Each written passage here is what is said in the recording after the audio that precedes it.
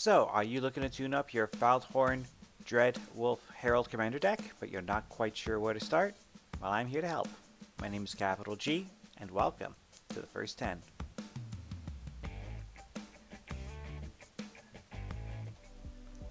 Faldorn is the face commander from the new Exit From Exile pre-constructed commander deck. And she likes to play with stuff from exile, so whenever we cast a spell or play a land from exile, create a 2/2 green wolf creature token. Pretty sweet stuff. One tap, discard a card, exile the top card of our library. We may play it this turn. So we want to get value not just off of our impulse card draw, but from the tokens that we generate as well, being able to turn those tokens into offense. So let's see a few ways to tune up our Faldorn deck, and here are 10 cards I would consider. Let's start with a card that has got a bit of a reputation in our format. Knowledge Pool. The idea, of course, is that we play this.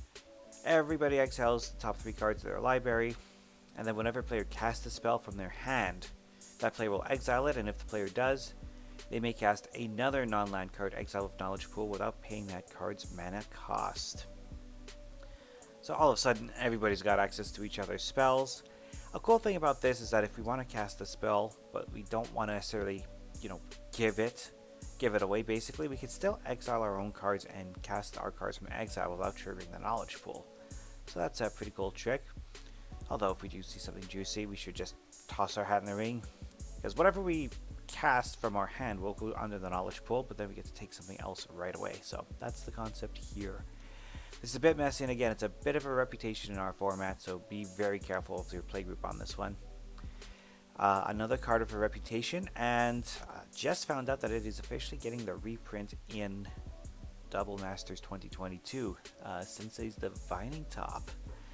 It's also been on the list in New Capenna. A lot of people were busting it in the list slot when they were opening the New Capenna set boosters. I did not get one.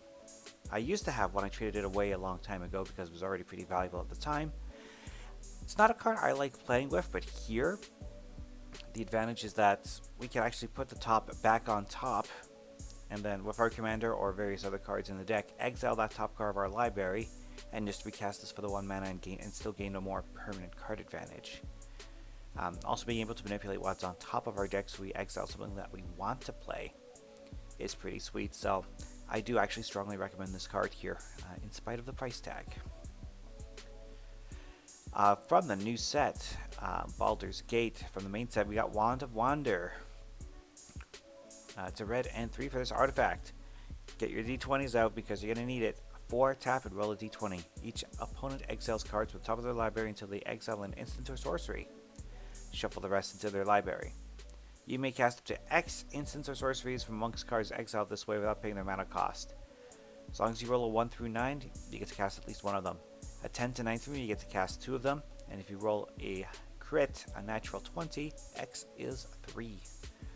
So being able to get free spells from our opponents. And these are all spells that we're casting from exile, so they will trigger our commander. A couple of creatures I'd like to recommend. Jaheira, Friend of the Forest. Turn our wolves into mana dork so we can cast even more spells from exile and get even more wolves. And from New Capenna, Rask, Heretic Praetor. So the OG Rask is in the deck to provide haste and also keep our opponent's creatures tapped. It's a good addition to the deck, but this is the one we want because in addition to our normal card draw, we get to exile the top card of our library.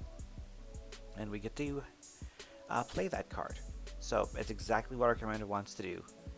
Also forcing our opponents to basically skip their card draw in exchange for impulse exile. Like if the card they draw they want to hold on to it for something, well they can't. They have to cast it now or never at all. So pretty good pick, I think, in the creature slot. One enchantment to recommend also from New Capenna is Fight Rigging. So for 3 mana we get an enchantment. It's got Hideaway 5. The deck comes with the appropriate Hideaway lands, which is pretty good, but by adding Fight Rigging gives us another Hideaway option. At the beginning of combat on our turn, we put a 1/1 counter on target creature we control. Then if we control a creature with power 7 or greater, we may play the exiled card without paying its mana cost. Yeah, So for 3 mana, it's a down payment on a free cast from Exile. I wanted to highlight Fiery Temper here. It's got Madness, so the thing with Madness is a card with Madness it triggers, it discards itself into exile basically when you discard the card. So that means if you cast a spell for its Madness cost, you're actually casting it from exile and getting the trigger from the commander. So Fiery Temper is in for that reason, and there's plenty of good Madness cards in both red and green. Be sure to look them up and see if it's something that you want to go for. And especially since our commander discards cards. Like, we don't lose the value for discarding a card by having Madness. So that's a nice touch. Chandra. There's a couple of these Chandras that exiles the top card of our library and gives us the opportunity to cast them. In the case of Chandra, Torture Defiance, if we don't cast the card, we get to deal 2 damage to each of our opponents. So, like I said, even if we exile something we can't take advantage of, we're still progressing the game.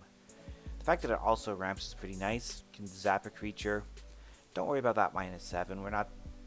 If the table lets us live long enough to get Chandra to 7, well, we've probably already won that game. A couple of sorceries. Again, New Capenna gave us a lot of great impulse draw stuff. Rob the Archives. For a red and 1 sorcery, we get it to exile the top 2 cards of our library, and we can play those this turn. Also, if we can sacrifice one of our wolves if we have an extra wolf, for example, and copy the spell, so we get to look at 4 cards for 2 mana. Blue doesn't even get that kind of efficiency, so I think this is a shoe-in for the Faldorn Dread Wolf Herald deck. And just like that, that's all 10 of my suggestions for today's build. I hope you all enjoyed that. And we will see you all again next time. I'm going through all 4 decks. Next one up will be Mind Flayers. We'll see you then. Bye for now.